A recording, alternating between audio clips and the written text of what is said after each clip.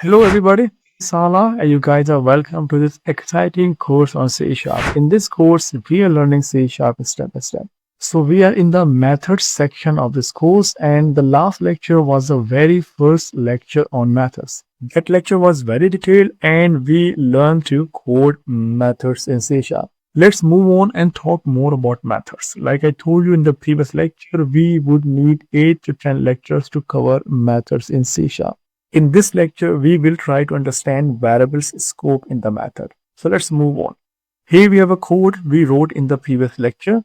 Just remove the entire code.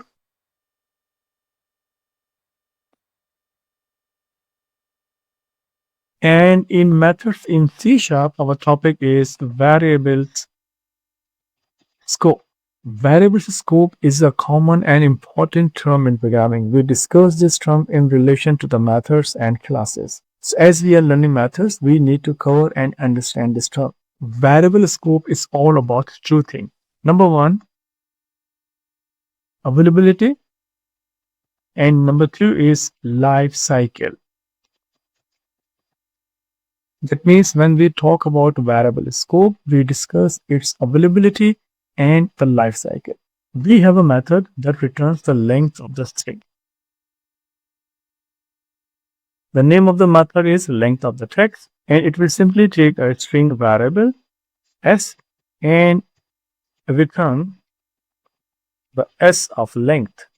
That's it. Very simple method. You can use it to get the length of the string. Now, in order to use this method or call this method in our application, we are going to create a string variable text. Let's put some text here. Hello. We are learning methods in C Sharp.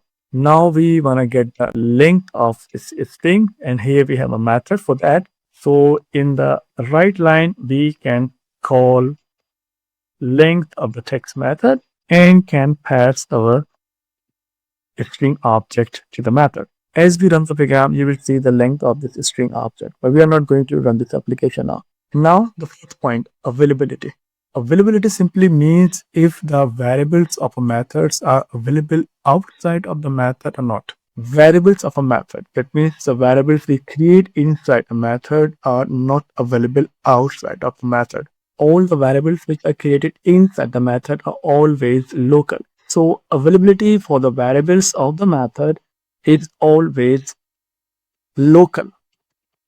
Now, for example, this parameter is a variable of this method, and this variable s is accessible inside the method but inaccessible outside of the method. So here, outside of the method, we cannot use the method s. As you can see, the variable is unknown outside of the method. In addition to the parameters, if we create, for example, some other variables in the method, let's say a variable that saves the length first and then use in the return statement. Now, this len, length variable, is also local because it is created inside the method and cannot be used outside. The variable is unknown outside of the method. As you can see, the error list, the name length does not exist in the current context. See, that was the first thing, availability.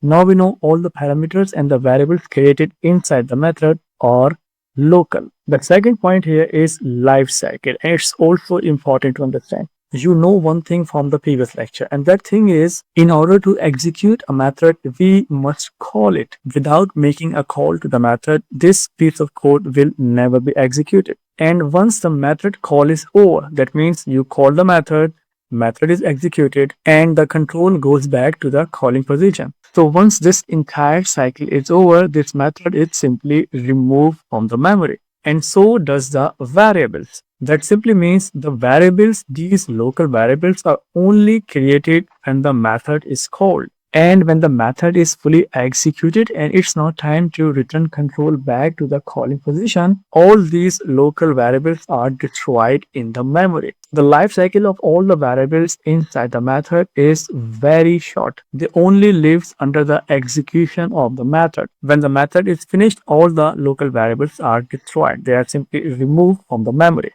So my friends, that was an important concept related to the methods. And now we know how to define the term scope, variables scope in programming. It's now time to wind up this lecture, and in the next lecture, we will look closer to the return keyword. Return keyword is a special keyword and you know what it does, but how to use it properly in a method we will discuss in the next lecture. I will see you there. Thanks for watching this one.